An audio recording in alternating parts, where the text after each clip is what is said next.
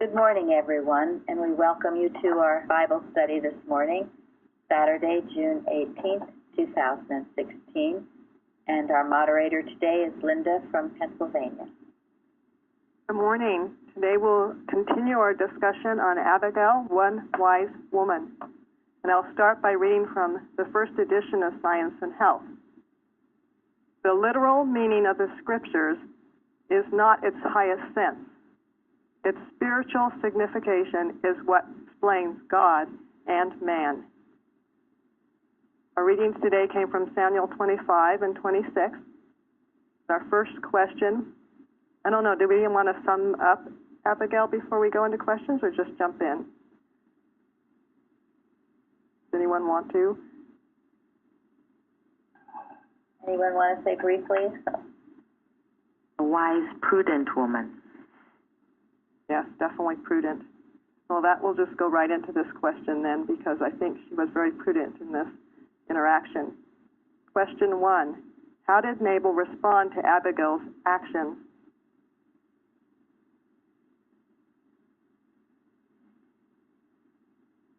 Seemed to have a heart attack. Yes, he did. Yeah, he died. That the Lord smote him 10 days later. First, he went into a coma, and then he died 10 days later. And what was he doing before he even found out about this? He was making merry, drinking. Yes. Too drunk to talk to that night. Yeah, he was partying like a king. Having a false happy time. Oh, exactly. And isn't that what, Era does? I'm sure he knew he did wrong by David, speaking to him that way. And so when people do wrong, and haven't you seen it? I'm sure you've seen it in your own life experience. When people do wrong, they get drunk. They block it all out. Eat, drink, and be merry. But it just goes to show you can't escape.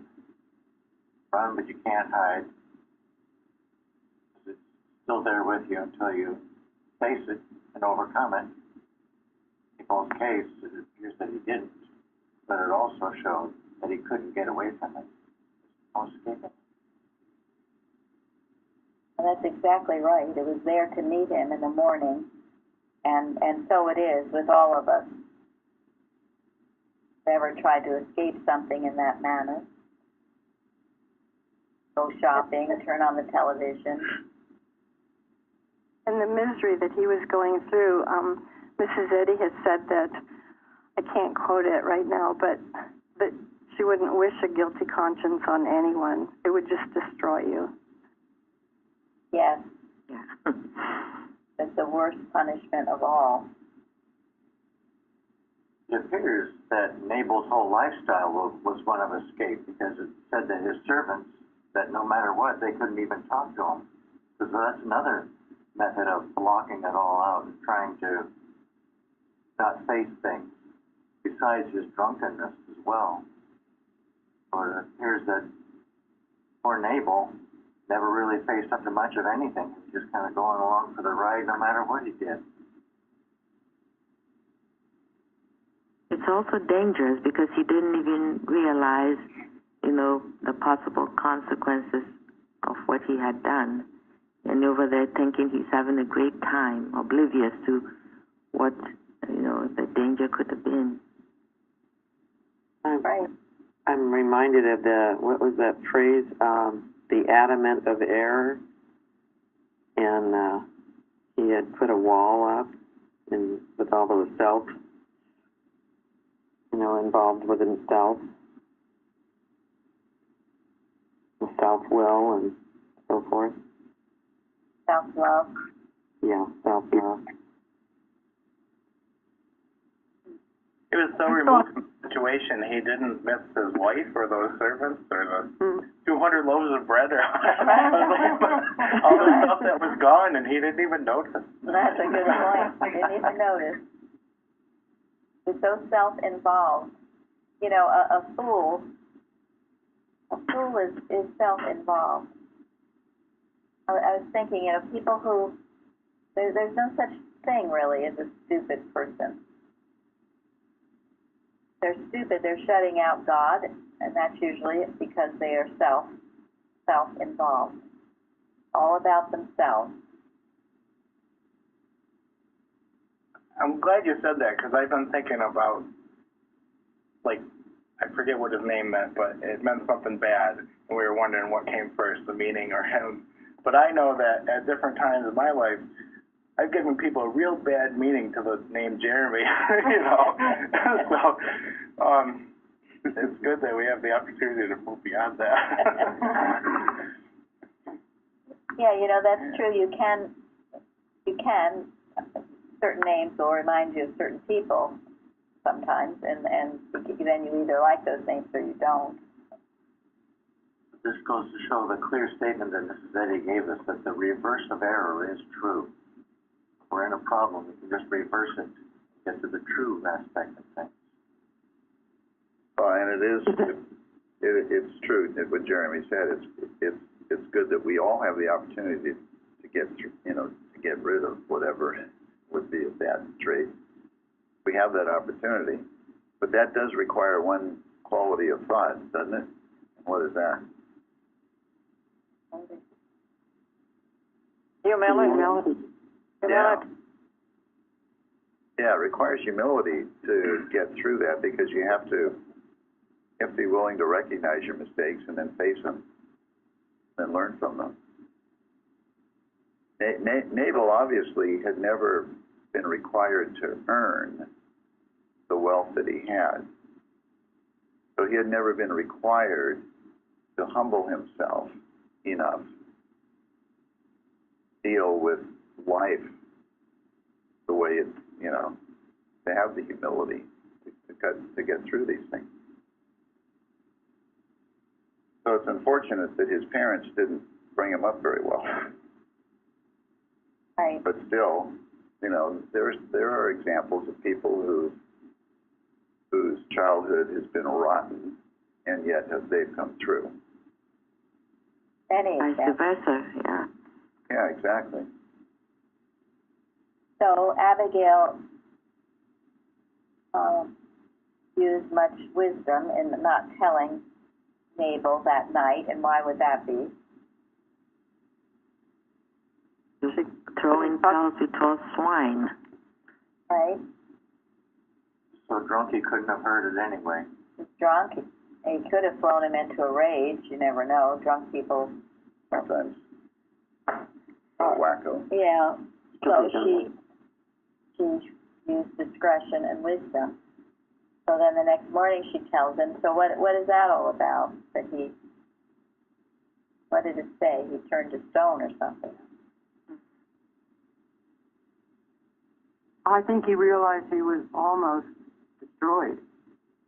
And and instead of waking up, it just scared him. And I've thought a lot about Nabal this week. If we wake up and go right to God, and Mrs. Wilcox talks about that, no matter what the situation, we can, as Mr. Singletary said, be saved. He didn't do that. Instead, he just remained in the shock state. We have hope, and he is a good character here, because he is the lesson that we have hope if we turn to God immediately.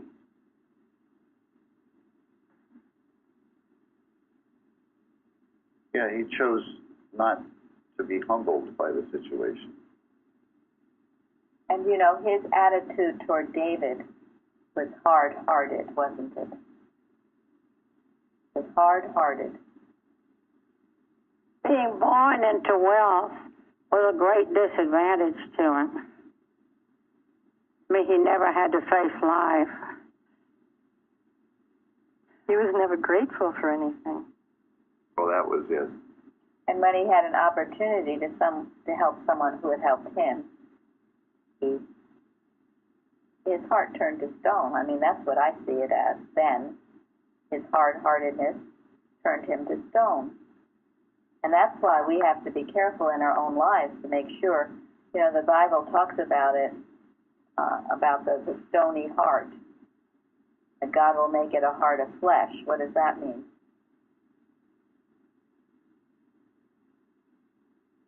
that case. Pardon me? Soft? God will soften your heart. Yes. Soften it. Make it a heart of love and tenderness and compassion. I think that is an interesting difference between how David reacted to Abigail. Was it, well, I don't think they're comparable at all, Nabal and David, but in the moment of the passion, he softened his heart. Yes. You know, in reading this story, I got the sense that Nabal has responded to David's servants right away with his hard-heartedness. In other words, when he was listening to the message that the servants were saying, probably in his heart he's thinking like, what am I going to say next to counteract this, instead of listening to what they had to say as if it had any merit worth considering. But instead he was busy defending his position and ready to spring back. Not a good thing to do. This story has always, while I've been studying it, reminded me of what Jesus told the young man who had great possessions. That it was harder for a camel to go through the eye of a needle than for a rich man to enter the kingdom of heaven.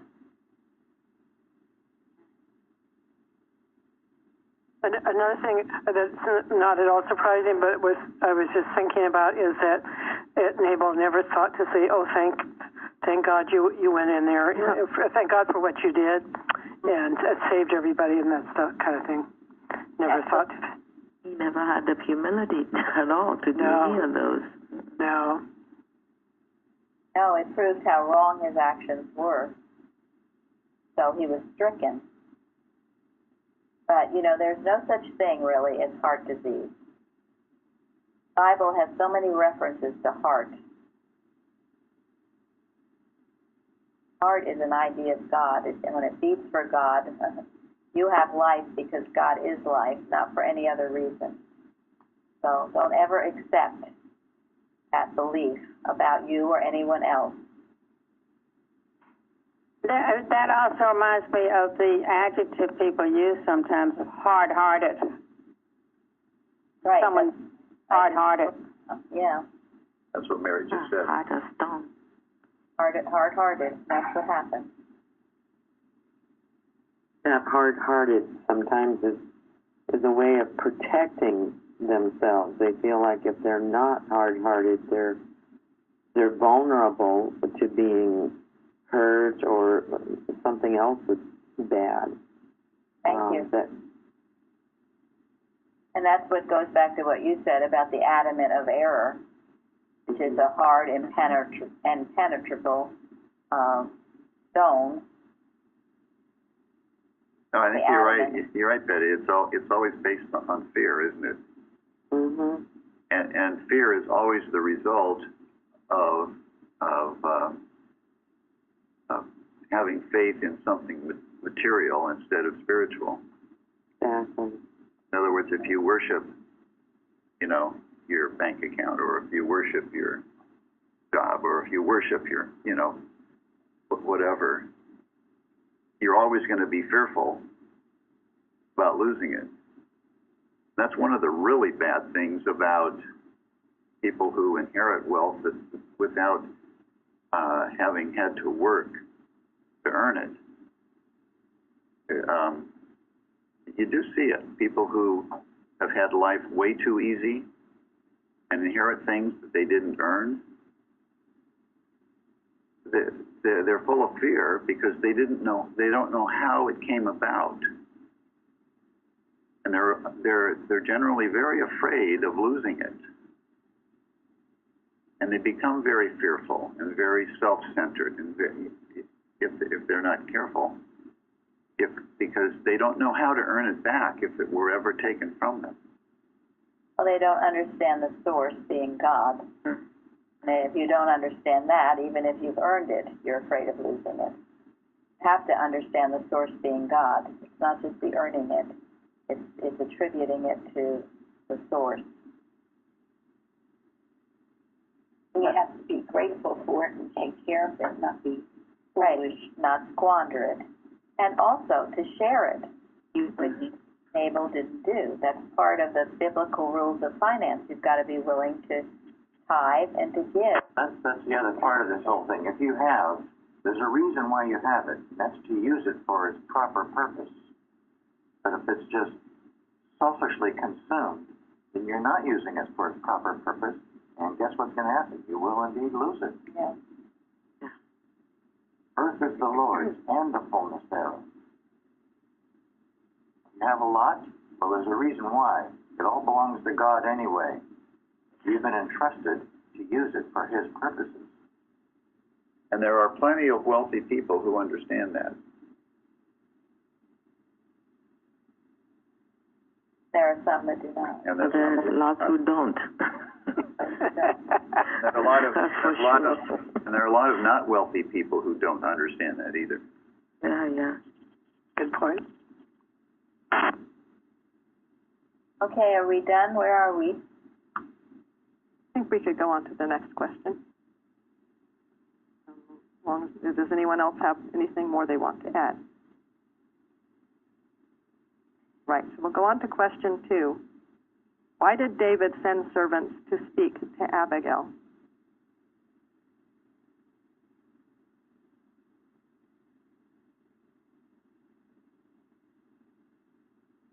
Well, one reason is to bring her back to be his wife. And I'm not sure why he sent servants. I thought maybe that would meant it was more proper than going himself. Matthew Henry said that it appeared that his affairs kept him from coming in person. He was in quite a state at the time in the wilderness, so probably he had other things to deal with. Yeah, that's kind of what I thought. He was still in hiding, and it might have been dangerous for him to actually go there himself. Yeah, might endanger her too. Yeah, In that case.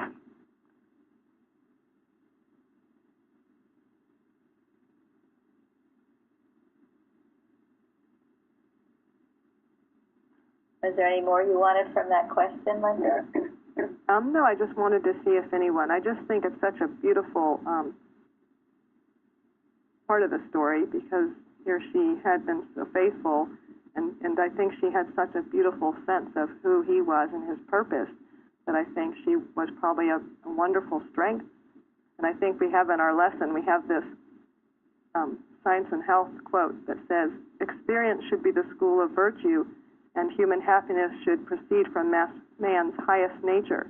May Christ's truth be present at every bridal altar to turn the water into wine and to give to human life an inspiration by which man's spiritual and eternal existence may be discerned." I'm sure she gave him great strength. It was a protection for her, really, too. Thank you. Yeah, that was another beautiful thing, too. Yeah, how could he find a more worthy wife than that? May I read something from Matthew Henry? Certainly. Yeah. All right. She agreed to the proposal. First, she thought it fit, reckoning herself unworthy of the honor. Then she agreed to the proposal and went with his messengers, took a retinue with her agreeable to her quality, and she became his wife. She married him in faith, not questioning, but that though now he had not a house of his own, yet God's promise to him would be at length it would be fulfilled. So trust. That's true. Thank you. Yeah. She lived with this very wealthy man, but I'm sure she was miserable. She left it all behind. She could have stayed there without Nabal probably and had all that wealth, but she trusted God, and David had nothing at that point. But they both saw in each other qualities of God, and that was the attraction, and it always is the attraction, the true attraction. I was really impressed with Abigail's response. First, she bowed her face on the ground again, wanted nothing more than to wash the servant's feet. Here again, she's on her face, like she did before when she met David. And yet, look how much good came through her. Yes. Yes. God could use her because of her humility, and he did. So they're similar because she was very brave and courageous, and didn't hesitate, and knew God, seemed to know who she was, as did David. There's something beautiful I'd like to read. This is from the Amplified Version of the Bible. Down at the bottom, it said, earnestly remember Abigail, the woman whom God has specifically held up as a pattern of right behavior in an unfortunate marriage. Here, a dozen vital questions are answered through Abigail's example. She could not have known that thousands of years later, people in similar circumstances would become more than conquerors because of her. But God knew. Study her until you know her God-given secrets of success. Then pass them on to the people who are letting an unfortunate marriage wreck them rather than sanctify them for service. Was from F.B. Meyer. Never let the evil disposition of one mate hinder the devotion and grace of the other.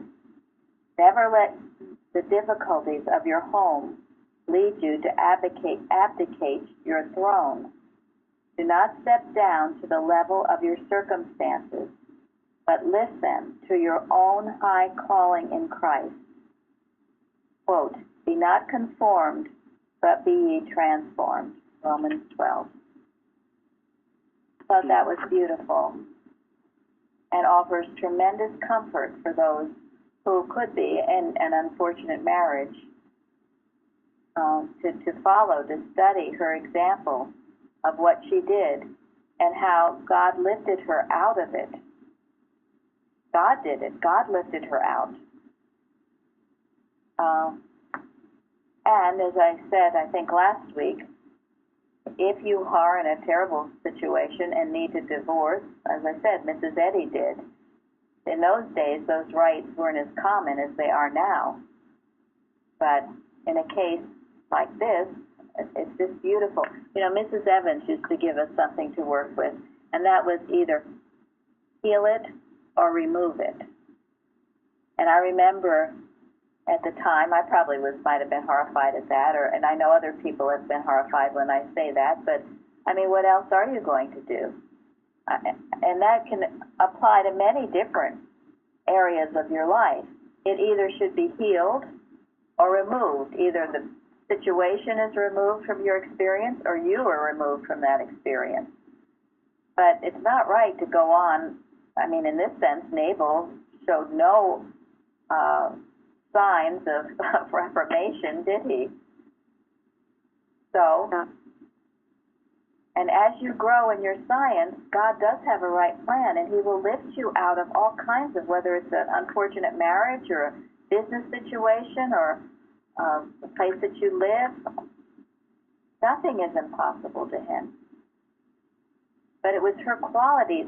She could have whined and groaned, and she could have gone along with Nabal's plan. She could have done a lot of things, but she was Christly. She did all the right things. And because of that, it was, I guess you could say, love at first sight with David.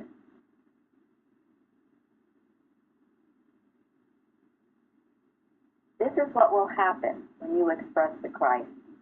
I've experienced it.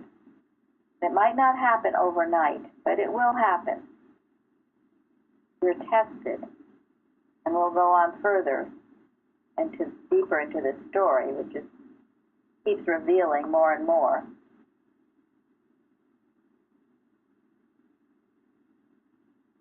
Anyone else? Kind of a segue to the next question, right? I mean, and here we have Jeremy as an example. Go ahead, Jeremy.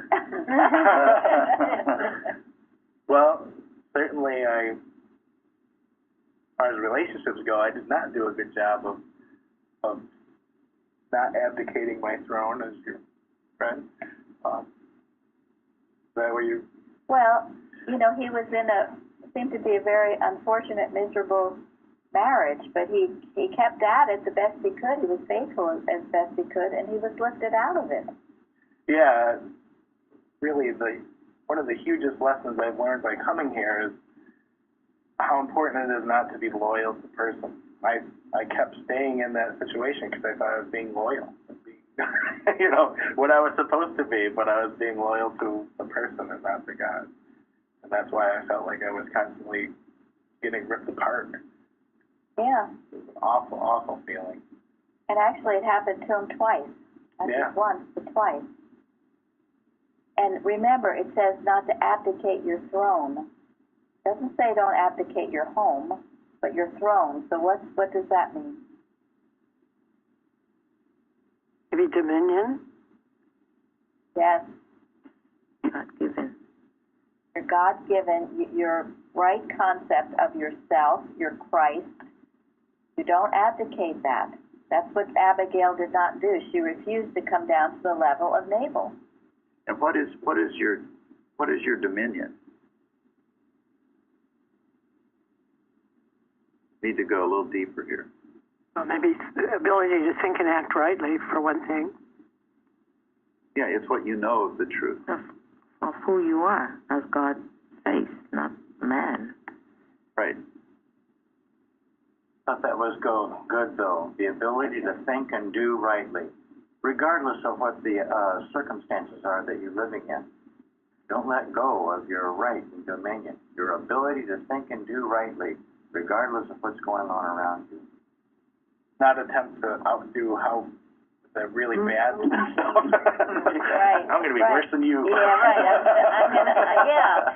I'm gonna get even with you. And I've seen it in examples where, you know, wives won't clean their house or do the laundry, or it's a way of paying back the person they're married to, or they're always grumbling about them and speaking negatively, all of which Abigail did not do. You don't abdicate your throne, your highest sense of right and who and what you are in the Christ.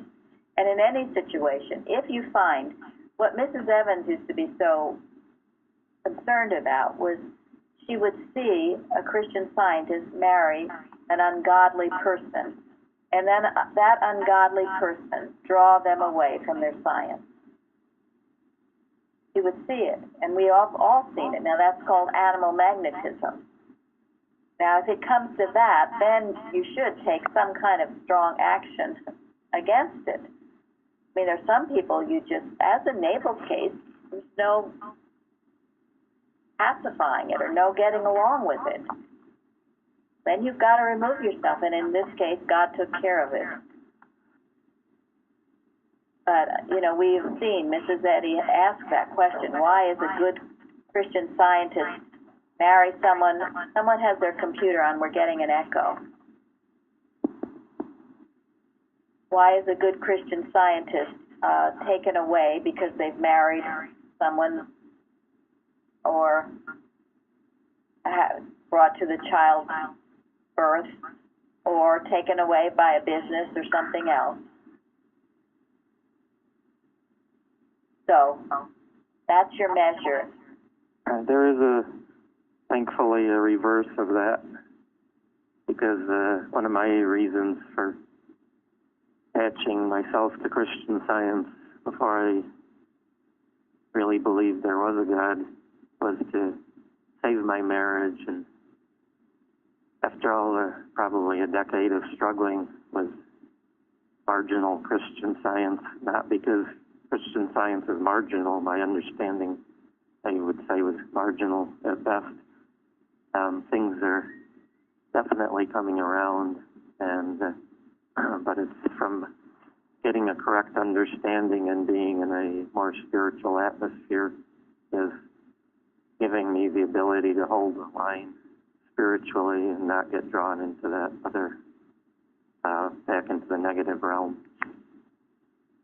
Well, that's absolutely right. And if you're practicing science, your marriage, many marriages have been saved. I would say certainly my marriage was saved through science. If you're practicing, and Mrs. Eddy says even if just one is a Christian Scientist. But yes, many have been many. It should be. It should be the fruit of your living it. Thank you. Tom, were you going to say something? I was going to say, I'm sort of summarizing a lot of things I've heard, which I hadn't really thought about. I think it's pretty wonderful, but, I think what I'm learning from our discussions is like, we can't really look to something that Abigail wrote. What we're looking to is her actions. There's a lot to learn from that. Well, I just think it's been wonderful. We've been focusing on this. Thank you, yes. She was a woman of action. May I say something about this? I was in a situation that I was finally lifted, and even what I'm trying to say is, even if you slip, Abigail didn't slip. I did a few times. But God always saved me. I was always brought back to the moral right and the Christly right. And then I was lifted. So even if you fall, God will bring you back. Thank you. So true. The good God we have. As long as we're willing, get picked up, dust off, and march on. It's wonderful to know that we do have a God who loves us unconditionally. Isn't it? I thought that is one of the things with Nabal is he had no idea of God's love. No. No, because if you can't express love unless you can feel God's love. Right. Looks like he didn't even know it. No. No, he didn't allow himself to feel it.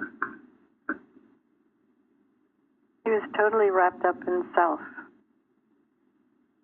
Yeah, and I think Self apart from God. that's what John meant when he wrote that perfect love casteth out fear. Abel was so full of fear.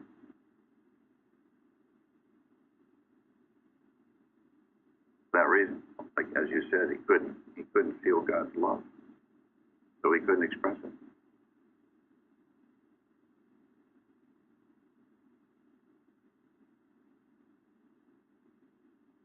Anything else? It's just Abigail's standard of Christliness is just humbling, really, because, I get no sense of, wanting to revenge, unforgiveness, or anything like that. Just held up to what she knew was a Christly thing to do, in obedience to God the whole time. It's amazing, really. Did. And she stepped out with confidence and bowed low in humility. That's a perfect combination. Stepping out in confidence and bowing low in humility.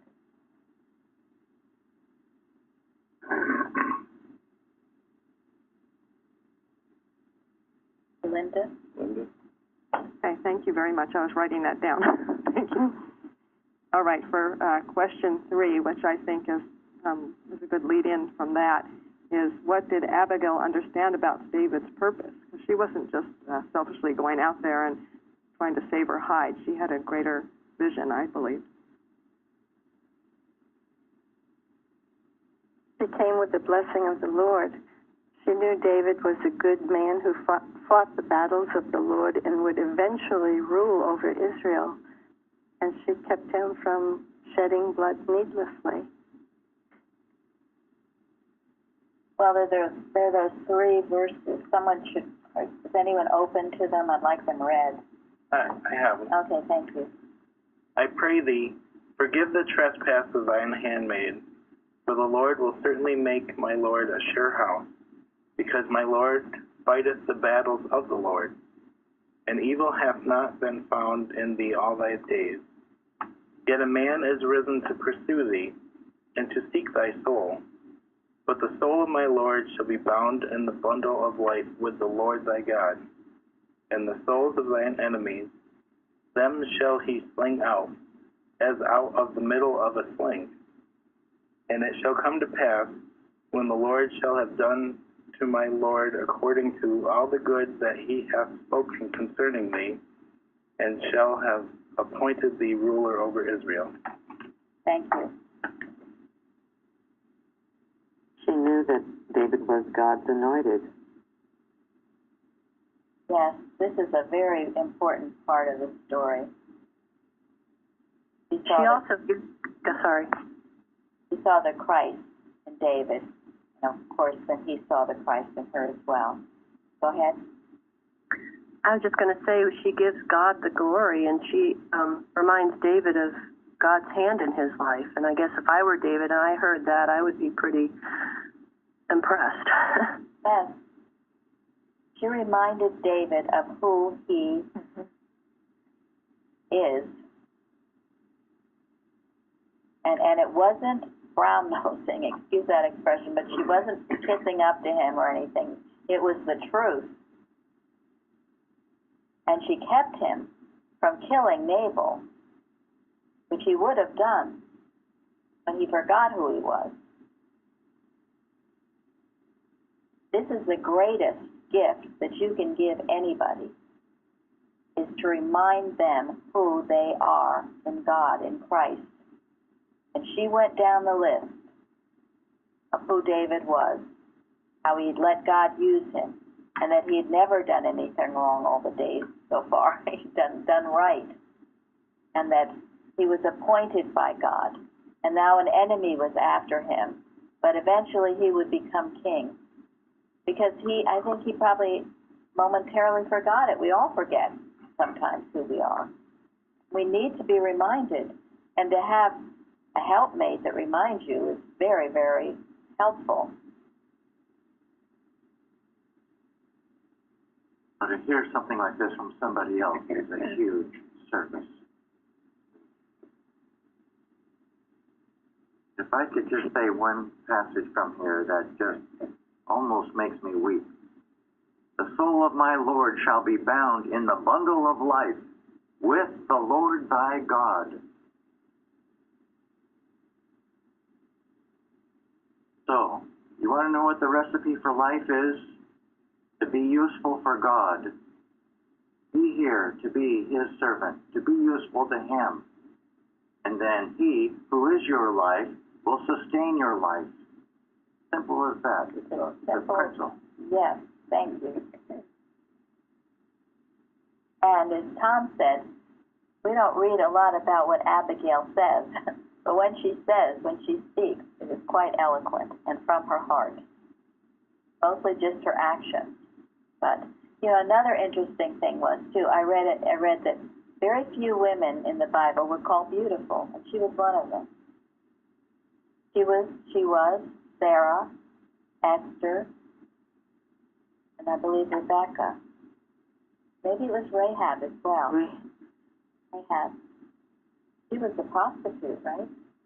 Anyway, there were few that were called beautiful, but her soul was beautiful. She was beautiful from the inside and, I guess, the outside. She must have seen, too, that David would be a great blessing to all of Israel. Yes. She saw him for what he was. And I know at this point she had any thought of being rewarded or anything else, or that he was going to ask her to be his wife. He did ask him, but then remember thine handmaid. Yes, but not in that way. Oh, no, I didn't mean it, that she was intending to have anything. No. I just thought it was nice that she said that to him.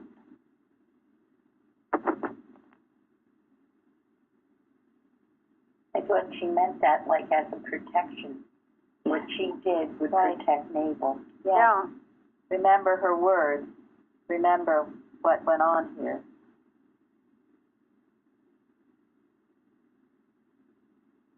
also, this was a huge lesson for David because he saw, well, he was going to see, not yet, he didn't see, but he was going to see eventually what happened to Nabal. He didn't have to kill Nabal, did he? No. Oh, God took care of it. But that goes on into the next question. So that those verses are highly important. And really remember this. This is one of the lessons from Abigail.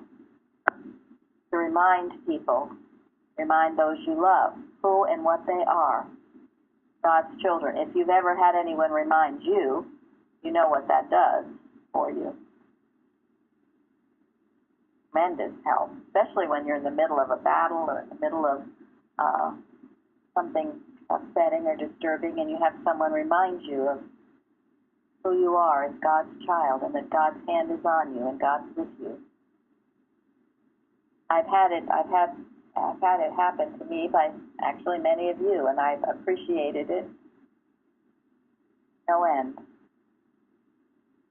So Yes, it gives us confidence and hope, and when we're in a struggle, to go on and never to give up. It really is a beautiful thing. it is. Thank you. Yes, it is. Especially when we're in the battle, and we are in the battle. We have things coming at us and suggestions that would tempt us to stop or turn back or think we've done wrong or whatever. So that kind of encouragement is so important. And that's the value of a good church, is when someone trips. We all have experienced that. There's always someone to catch you, help you pick yourself up. Yeah. That's what a good church should do. And that's the value of coming humble and remaining humble. Then you can accept. Yeah, and and that's a requirement for being able to stay in the church, isn't it? Yeah, because you will have, there'll be the rebukes and the learning times, but then the encouragement comes too. And there's always got to be the encouragement. A spoonful of sugar makes the medicine go down, as I like to say. If you're always just rebuking or pointing out people's faults or that kind of thing, well, that can be very wearisome. So you have to have the encouraging words as well as the correction. So can we go to the next? May I just say something? I'm sorry, I have another thing. That even being in an atmosphere like this, it makes you so you start to check yourself because of all of you who and take the rebuke when it's there. But sometimes you're in a situation, but because of what you've learned here, you check yourself and you say, why am I angry? Or what's going on? But it happens because of being here. Thank you. And that's exactly what should happen.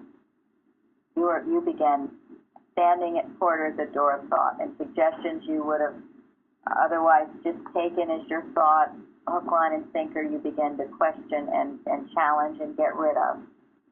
You encourage yourself. You become your own best friend instead of your own worst enemy. Thank you, Shardy.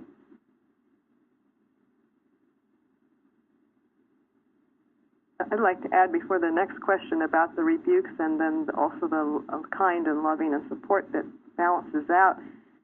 It's I think it makes it more profound when you get the encouragement along with the rebukes, because the encouragement without rebukes isn't always meaningless if it doesn't really have the balance. And then when you have the encouragement, it's more hopeful because you realize when you're on the right path. It kind of gives you an idea of where you've gone off and when you're right, and it really helps the compass. Great. That's absolutely right. It does. Right, and Mrs. Evans used to teach, and she mentioned it many, many times, that love and principle have to always be one, together. And she used to love to say that, you know, principle without love is an iceberg. Love without principle is mush, which is what you just said. And you know, when you do the correcting in your own life, it's so much easier to express the compassion. It's only when you repress, you know, what you're feeling and you don't say it and it builds up, and then pretty soon you can't love. You've got all this hidden resentment building up in you. So speak up, speak your mind, get things out in the open for healing and blessing, and then you'll be able to put the benediction of love on it as well. Well, this is good. Actually, that leads right into our next question, I think, because I think David did speak up in this situation in a different way than he did before. The question is, what happened with David's next encounter with Saul in Samuel 26?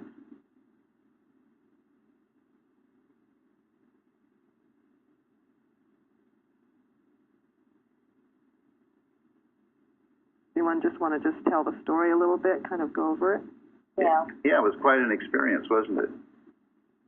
David and one of his army went and found Saul asleep, and his servant said, "Well, this is wonderful. Now you can kill him."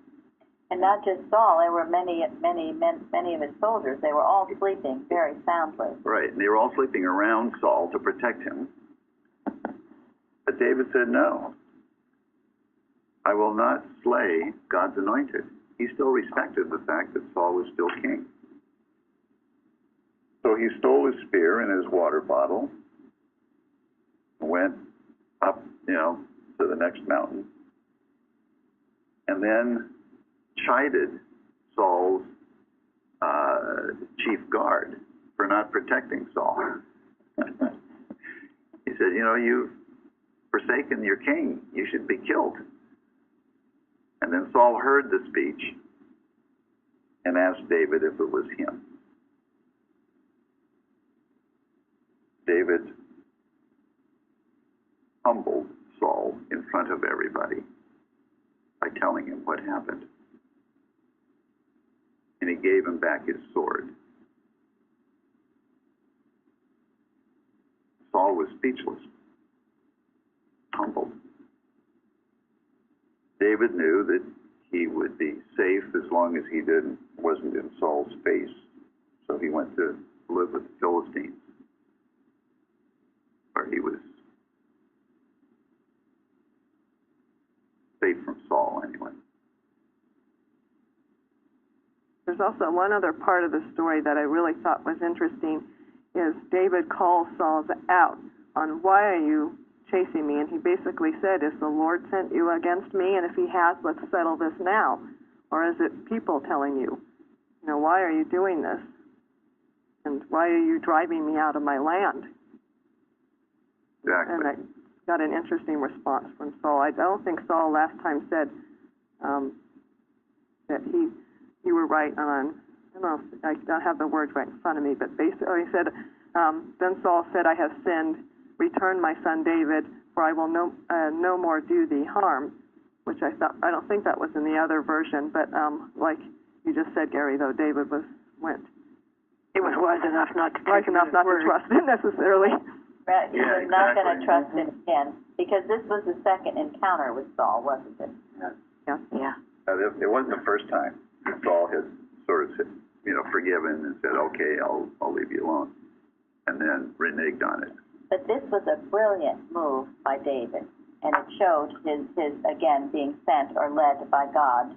And I feel absolutely 100% sure that it came on the heels of Abigail's encouragement and reminding him who he was. And also the fact that he saw that he didn't have to kill Nabal. Nabal died on his own accord. And I think that renewed David's faith that he didn't have to kill Saul. He didn't have to touch him, that God was in control of all of this. And as Linda said, he aired out all the grievances in front of everybody. Said, what's the matter with you chasing me? I've never done anything, and here's an example. My warrior was ready to kill you, and he would have, but I prevented it. I stopped it. And your guard, your bodyguard, Abner, was sound asleep. I saved your life. And he said it in front of everybody. It was a brilliant, thing to do. So no one could question anymore David's integrity. And to see God's hand was on it. And also, there was no explanation as to how they walked through a camp with how many? There were thousands of soldiers, I think. 3,000. 3,000. They walked through this camp, and they all were sound asleep. So, again, that was God's hand on that. Sure. They were even talking between the two of them. Yes. David and Abner. Right. And then when David called from a far mountain, they immediately were all awake. So all awake listening. Yes. And the other point that's important too was that Saul really never knew where David was, but David constantly sending out his spies to find out where Saul was. David was not stupid. Yeah, because after this incident in chapter 27, David said in his heart, I shall now perish one day by the hand of Saul. There's nothing better for me than that I should speedily escape into the land of the Philistines. And that's what he did. Yes. And that's kind of had a year and a half with the Philistines. And because David knew Saul was not trustworthy. This wasn't the first time Saul seemed persistent. If you read 1 Samuel 24, there's another story. This time, Saul, David and his men were hiding in a cave, and Saul happened to enter the cave. And again, David could have killed him, but he didn't. But he did take a piece of his clothes. But you see the wisdom when you're in the divine mind. You know everything you need to know when you need to know it. But I also thought this second time, this is the second encounter with Saul. It was increasing David's strength, increasing David's faith in God. It was a deja vu in a way, a different circumstance, but similar. But in this time, he proved to himself, too, that he slipped when he wanted to kill Nabal. So was he going to slip again when he had such a perfect opportunity to kill Saul, and not even he kill him, to have his soldier kill him? Would he slip? Oh. No. Rise higher. He rose higher, yes. He was tested and found not wanting. And because of that, he passed all these tests that he was put through. So eventually, what did happen?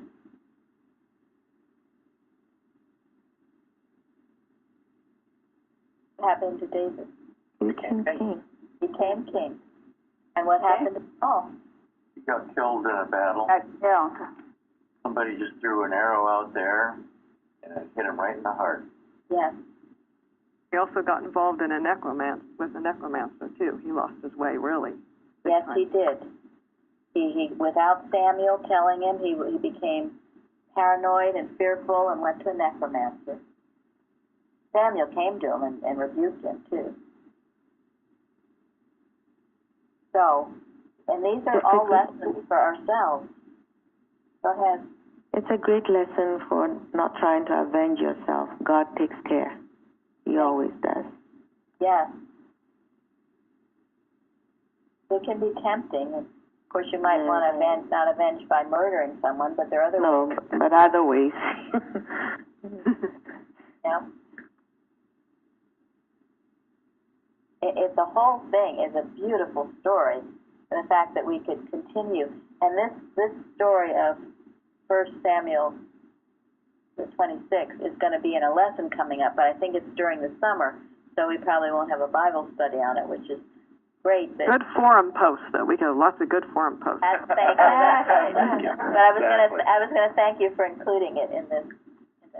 So we were inspired to include it because it builds on all the other things that happened before his relationship with Abigail. And what Abigail taught him at a time that he needed it.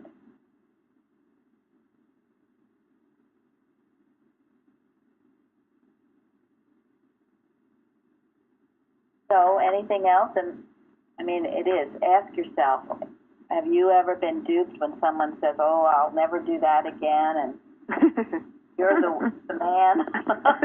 The man, David.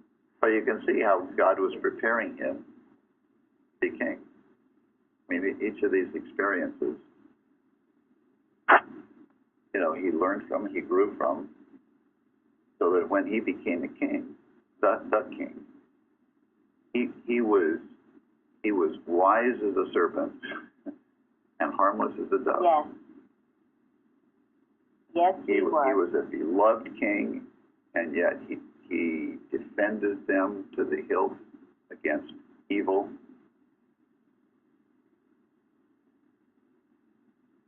So remember these stories, and don't whine about your circumstance.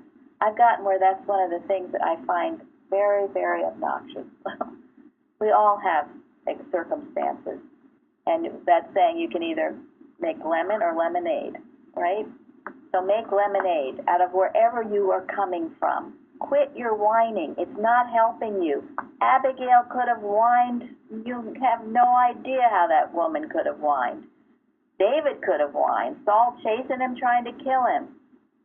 And did these things happen overnight? No. Who knows how long Abigail was married to Nabal? And David went through all this testing time. It took years. So quit your belly aching, as my father used to tell me. Quit your belly aching and make lemonade out of your situation. God will make lemonade. It will come if you keep using your science and working in your science. You have no idea the good that can happen and unfold. But then you put a finger to your lip and remember where the blessings came from and devote yourself all the more wholeheartedly to His mission and His will and obedience to Him. So it's a marvelous story, and we've had wonderful questions on Dear Abigail these last 2 weeks. And answers. So thank you, Linda. Thank you. Thank you. everyone. Beautiful. Yeah, Thank you, Linda. Dan and Tom, too. And Tom and everybody. Thank you. Thank you. Thank you. Thank you, Zaranuta. Have a good day. Thank you. Thank you. You're welcome.